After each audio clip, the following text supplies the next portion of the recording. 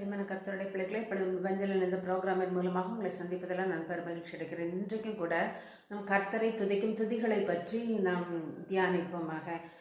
தாவீது ராஜா சொல்லுகிறார், கர்த்தரை நான் எக்காலத்திலும் ஸ்தோத்தரிப்பேன், அவர் துதி எப்போதும் என் வாயில் இருக்கும் என்று சொல்கிறார். மட்டுமல்ல, கர்த்தர் பெரியவரும் மிகவும் துதிக்கப்படத்தக்கவருமாய் இருக்கிறார். எல்லா தேவர்களிலும் பயப்படத்தக்கவர் அவரை. எல்லா தேவர்களுக்கும் மேலான தெய்வமாக இருக்கிறபடியினால் அவர் துதிக்கு பாத்திரராய் இருக்கிறார்.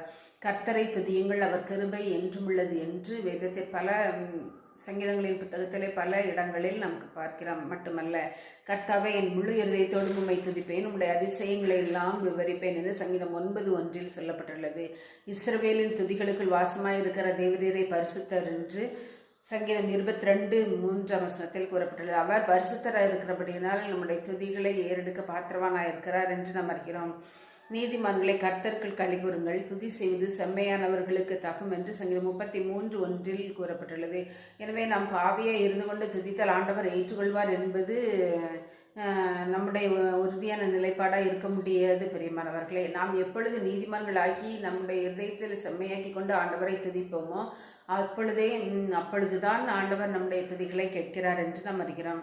தேவனை ஜனங்கள் உம்மை துதிப்பார்களாக, சகல ஜனங்களும் உம்மை துதிப்பார்களாக. சகல ஜனங்களிலும் இருந்து வருகிற துதி ஆண்டவர் ஏறெடுக்க பாத்திரராக இருக்கிறார். பிரியமான கர்த்தருடைய பிள்ளைகளை செம்மையான பிள்ளைகளாய் இருக்க வேண்டும். எல்லா ஜாதிகளிலும் எப்பொழுதும் நம் கர்த்தரை துதித்து ஸ்தோத்தரிக்க வேண்டும். தலைமுறை தலைமுறையாக இந்த துதியை சொல்லி வருவோம் என்று சங்கீதம் 79:13 பின்பாகத்திலே சொல்லப்பட்டுள்ளது. எனவே தலைமுறை தலைமுறையாக நாம் கர்த்தரை தொழுது சேவிக்க வேண்டும் என்று நாம் அறிவோமாக. ஜெபிப்போமாக. அன்புள்ள பரமபிதாவாகிய கர்த்தாவே, இந்த வேளையிலும் உடைய சமூகத்தை நோக்கி வர கொடுத்த தயவுக்காக நன்றியோடு உண்மை துதிக்கிறோம், ஸ்தோத்தரிக்கிறோம் தகப்பனை.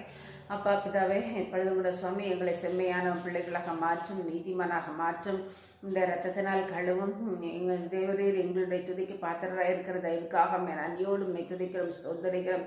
இஸ்ரவேலின் தேவனாகிய கர்த்தர் நீர் பரிசுத்தர், பரிசுத்தர், பரிசுத்தர் ராஜா. தொடர்ந்து காத்துக்கொள்ளுங்க, வழி நடத்துங்க, உம்முடைய நாமத்தை பயன்படுத்துங்க, உண்மையே துதிக்க வைங்க.